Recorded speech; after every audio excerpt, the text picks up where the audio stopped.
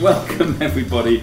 Welcome guys. To Talking Hands. I'm the Prodigal 4. This is my co-blogger on the Prodigal Guide, Straight 6. Hey everybody.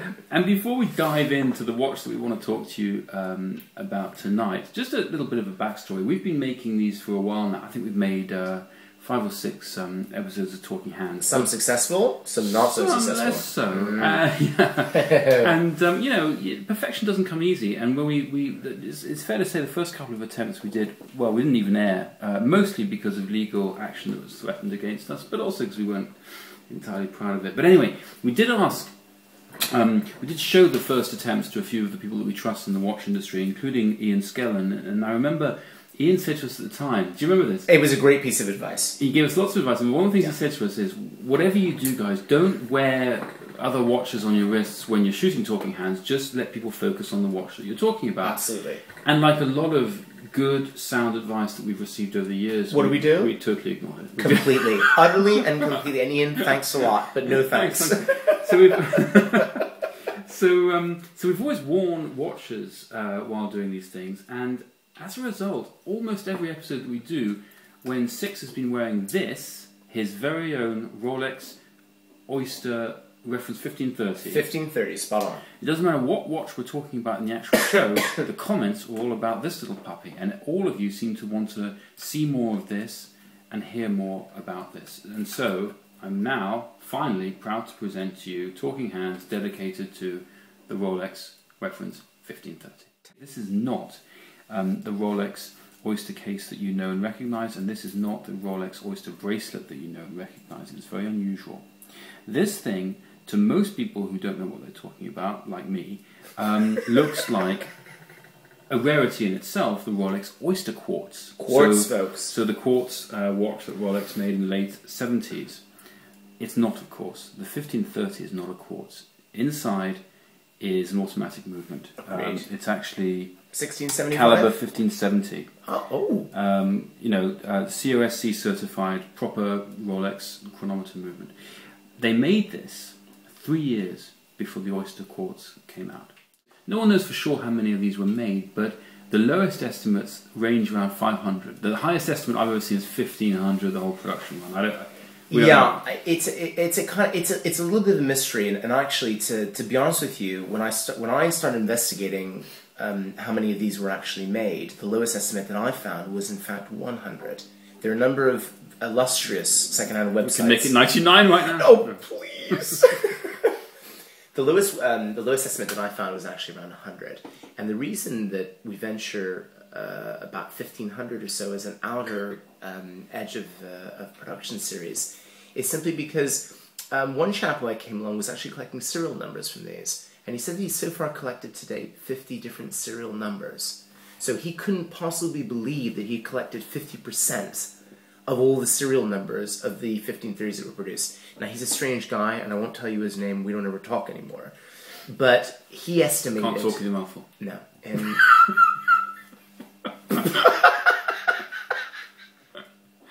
Hey. Who knows what he was eating? Uncharacteristically for me, I actually did a little bit of research before Talking Hands this time, because actually I knew nothing about this watch, and I didn't want to look more foolish than I normally do.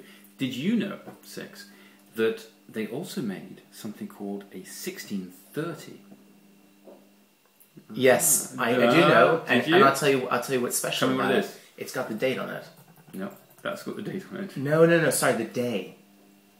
Did you know that there was a date? But the day ones are extremely rare. That's right. They made extremely like rare. 50 or something. It was insane. And in fact, when it first came out, they were thought to be counterfeits, if I'm not mistaken. But according to the research that I did, the 1630 was steel and gold. No, 1630. The 1630. Yours is the 1530. Yeah. The 1630 is steel and gold. So basically, on principle, we wouldn't buy it because steel and gold is a big no-no. No, but I'm just saying it's even rare. Anyway, it is. He's right. Enough background. 3 things that brought me to this. The first is, you have to remember where I began. I started with an Oyster quartz, and what drew me to the Oyster quartz is exactly what still draws me to the 1530. It's the architecture of the piece. It's the integrated bracelet.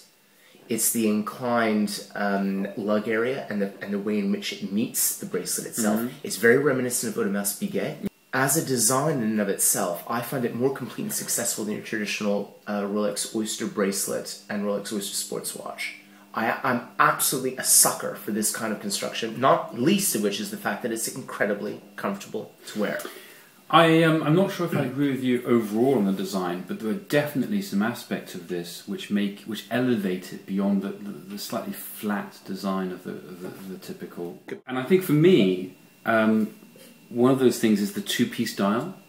The way you've got, the main part of the dial and then the slightly outer angled dial on the edge. It gives real depth. You don't get that in standard Rolex Oyster. No, which is exactly why the Oyster quartz that I bought, not only because it had a dial that was quite silver and flat, but it didn't age or move in time, which after all, guys, I think is the point of any vintage watch, is its patina.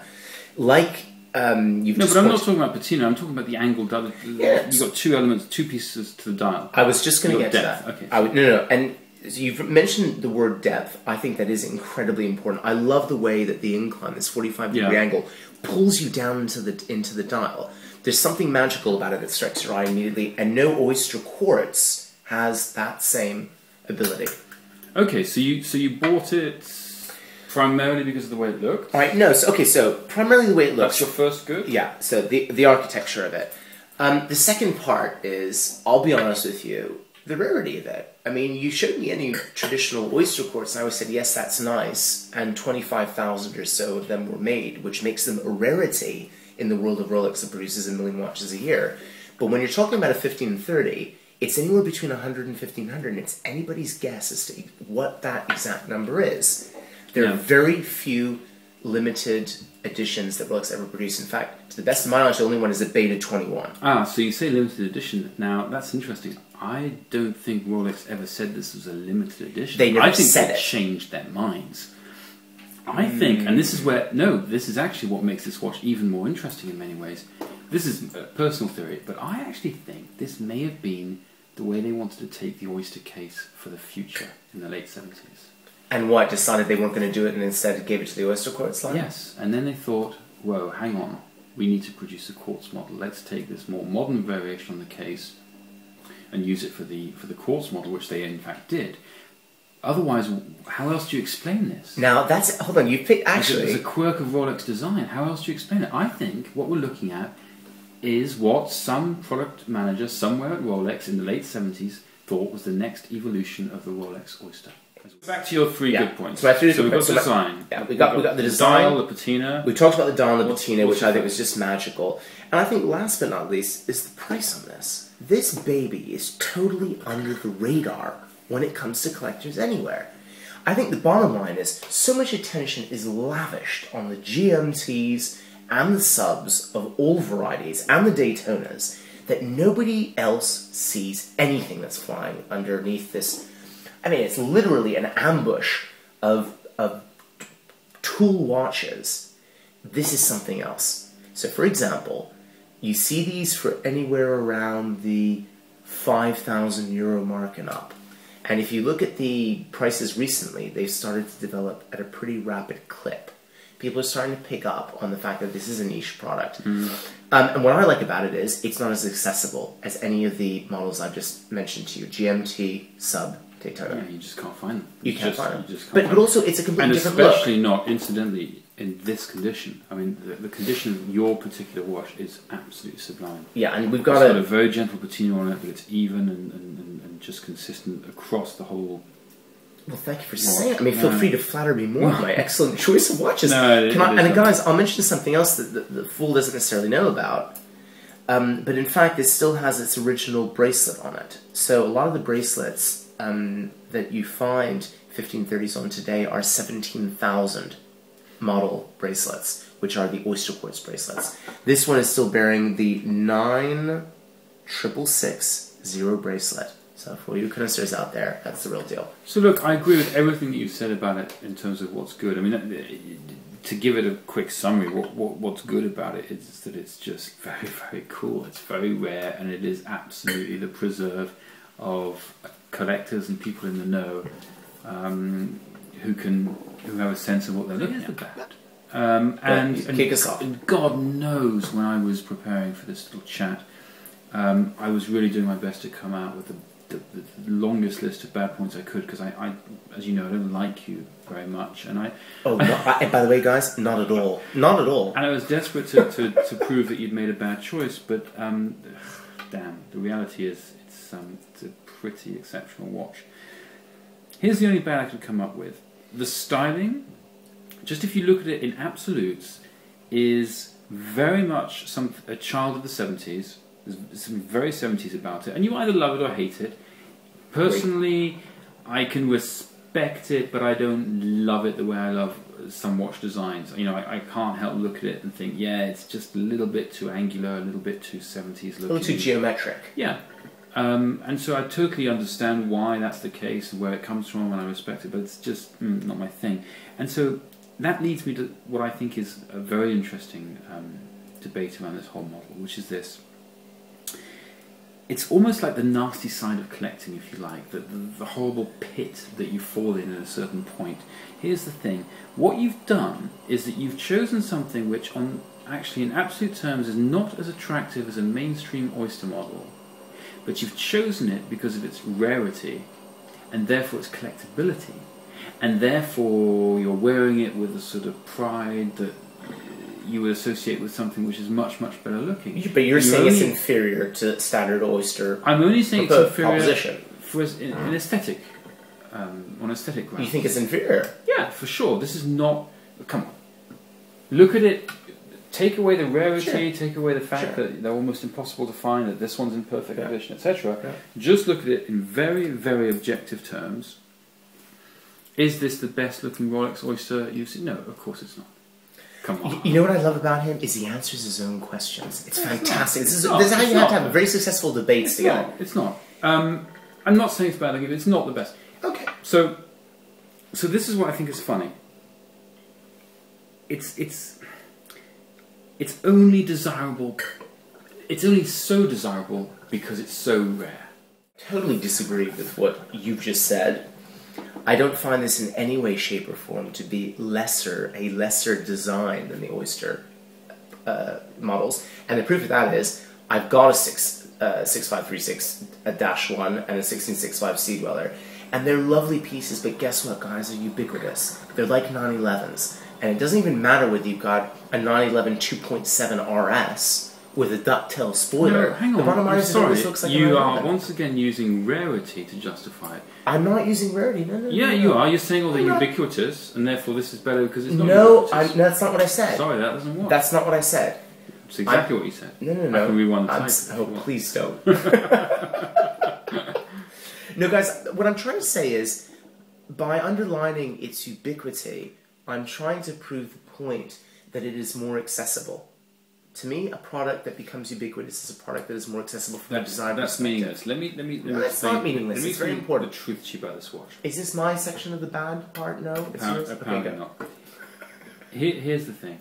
I mean, seriously, when you think about it, it's very easy to argue that this was, in fact, a design mistake by Rolex. They went down this path, all angular and sort of sexy 70s. Yeah. And then at some point they thought, oh, crikey, no, actually, this is not the best way to evolve our classic Oyster case. We're going to go back to a gentle evolution of our previous case, which is exactly what they did. Right. And if you buy a modern Oyster today, Yeah. that's the line that it comes from, not from here. This was a dead end. They backtracked and came back. So it's a dead end that served them 24 years, but okay. Yeah. Well, no, but I'll let you have that. Hang on. I'll give you that point. No one bought them. That's why they're so rare. But that's you can't call that success. Now hold on. Okay. But then I think you can. we're And this is down. my point. You can only call it success now from a collector's point of view because there aren't that many around, and therefore it's a valued piece. I think this is a dog chasing its own tail. This is a pointless argument. The bottom line is, I fell for an Oyster quartz knowing nothing about its provenance nor the number that were produced, simply because of its looks. Its looks. Okay, so you genuinely believe this is a better looking watch than fine. Okay, that's wrong. No, but I believe it's an exquisite design that in 2011 looks as hot as it was when it was made in 1974. Okay. And that to me is testament to good, solid, lasting design, irrespective of the fact that it is different from your traditional Oyster. What's the bad? You want me to tell? Oh, you've got more bad points. Okay. No, not more bad points. I was busy defending my poor, helpless little watch against your vicious attacks, you toad. That was the only bad I had. I mean, I actually love this watch. So, right, so okay, guys. What bad points did you come up So with? here's the bad, and it's an important one for me, particularly now with the eyes of a collector, of an advised collector, which is what was not what I was when I bought it. Some of the luminescence, the hour index markers, have actually been redone, and they've been badly redone. And most importantly, they've applied luminescence. Somebody applied luminescence to the 12 o'clock position where there should be no lume, and that is something that bugs me enormously. Okay, but that's the criticism of your particular watch as opposed to the model as a whole. Yes, it is a criticism of my particular piece. So the question could always be, well, if you don't like it, go out and buy another one. But the problem is it's extremely difficult to find another one that has a number of the other elements, that's not the least of which is the lovely patina that we keep coming back to. So I can live with it, but it ain't perfect. And I'll always know about it. And another collector who will look at it will notice as well. Yeah, now that you say it, that Oh, stop! That 12 o'clock loom dot is actually it's off center, isn't it? It's also nipple-like. Oh dear. Oh dear. Never. Not that there's anything wrong with that, but never have I been so disappointed to see a nipple. What a shame. But you see what I mean? It just goes to show a nipple in the wrong place is just wrong, isn't it? It just is. George Michael may think otherwise, but in any case. But you see what I mean? So that's a small point. It's for me. It's for anybody else who looks at it closely enough. But okay. Bottom line. Ugly bottom line. Yeah. Let me tell you mine. Go ahead. You may think I've been slightly harsh about this. In fact, I want to be clear. I actually love this watch. I think I admire it immensely for its rarity and its aesthetics. Actually, I do think it's a great looking watch. Actually, while I'm talking, give us the wrist shot. You know what? Our two readers always ask for this, and we always forget. Exactly. Chris 1, Chris 2. Yeah. This is for you. This is for you, boys. So I love it immensely. I think, and it's actually, it looks better on the wrist than it does just being held like that. On the wrist, it looks phenomenal, and it doesn't look dated. So I think it's a wonderful watch. The bottom line is, I don't think I could quite bring myself to buy one. I'm just not quite in love with looks enough. But I obviously respect anyone who does. And here's the thing. Here's the important bottom line. And I don't say this lightly. Having done, unlike you, I've actually done some research. Thank God, one of us does it. I actually think this is the best value vintage Rolex you can buy. Given the current prices and given this thing's incredible rarity, I don't think that there is a single better value vintage Rolex. This is phenomenal. If you find one of these, buy it instantly. It almost doesn't matter what you think of it in terms of how to just buy it. They are such good value right now. Okay, so my bottom line, you've always had the privilege of ending most of these reviews by saying, well, guys, guess what? I bought it, so you all know what I think. In this case, I can finally say that. God damn it. I bought it. I will keep this till the end of days. I will not sell this one. I may be tempted yet to buy another one with an even better condition, but I'm sure I will have to pay through the nose for it. You'd only flip it for the same model? Only for the same model. Even this time you might get the lube exactly at 12, not just at maybe this time I won't get the goddamn lume at 12 o'clock and somebody won't have meddled with the bloody dot. But in any case, like I said, there's so much else going on. You can't tell, by the way. In fact, I had not noticed until you pointed it out. Well, this is it. How do you think I bought the piece without noticing? I only noticed it when I took shots of it and then blew them up and noticed. So here's the thing. As much as I hate to say it, what you've just picked up on, in terms of this offering perhaps the best value for money of any vintage Rolex, given its incredible rarity. Now remember, guys, Rolex made approximately 1 million watches a year. This is a watch that was made at most, and this is just a guess, nobody can prove this. 3 years.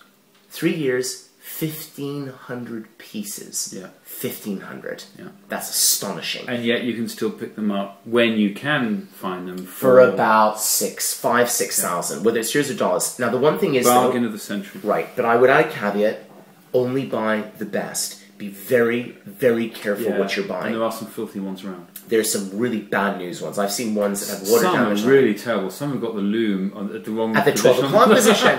Son of a bitch. But basically, guess what, guys? The patina. Yeah.